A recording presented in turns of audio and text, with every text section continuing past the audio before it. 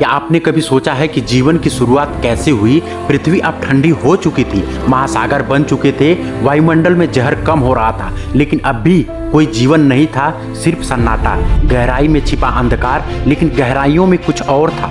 समुद्र की पेदी में जहां सूर्य की रोशनी नहीं पहुंचती, वहां कुछ विस्फोट हो रहे थे। इन गर्म झरनों से निकली गर्मी, रसायन और दबाव ने रच दिया एक अद्भुत प्रयोगशाला, जहां रासायनिक अणुओं ने हाथ मिलाया और बनी जीवन की पहली भाषा आर्यन।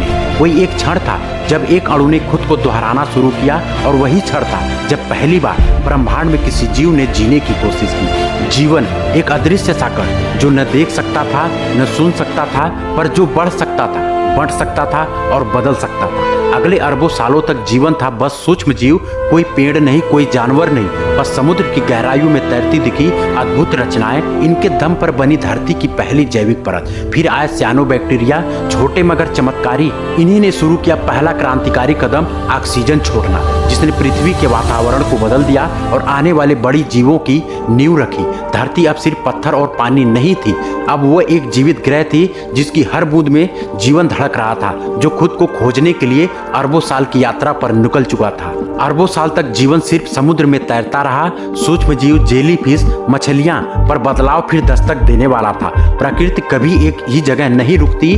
समुद्र की गहराइयों से उभरे ऐसे जीव जो अब सिर्फ पानी में संतुष्ट नहीं थे। उनके पंख अब पैरों में बदलने लगे, उनके गलफड़े फेफड़ों का रूप लेने लगे। उन्होंने पहली बार महसूस किया धरती की मिट्टी। ये था टिक्टालिक, मछली और छिपकली का मिला जुला जीव। यह समुद्र से निकलकर धरती पर पहला कदम रखने वाला था। इसी से शुरू हुआ जमीन का युग। धरती अब वीरान नहीं रही, प्राचीन पौधे उगने लगे, जंगल बनने लगे, धरती अब हरी होने लगी थी, एक नई ऊर्जा से भरी हुई, नमी, धूप और जीवन से। लेकिन धरती पर रहना आसान नहीं था। नमी की कमी, शिकारियों का डर और बदलता मौसम, इन चुनौतियों ने जीवों को मजबूर किया बदलने के लिए, मजबूत बनने के लिए। और यहीं से जन्म हुआ एक नई नस्ल का सरीसृप, जो न सिर्फ जमीन पर चलते थे बल्कि उसके मालिक बनने वाले थे। अब जीवन सिर्फ पानी तक सीमित नहीं था, वो अब धरती के हर कोने में फैलने लगा था।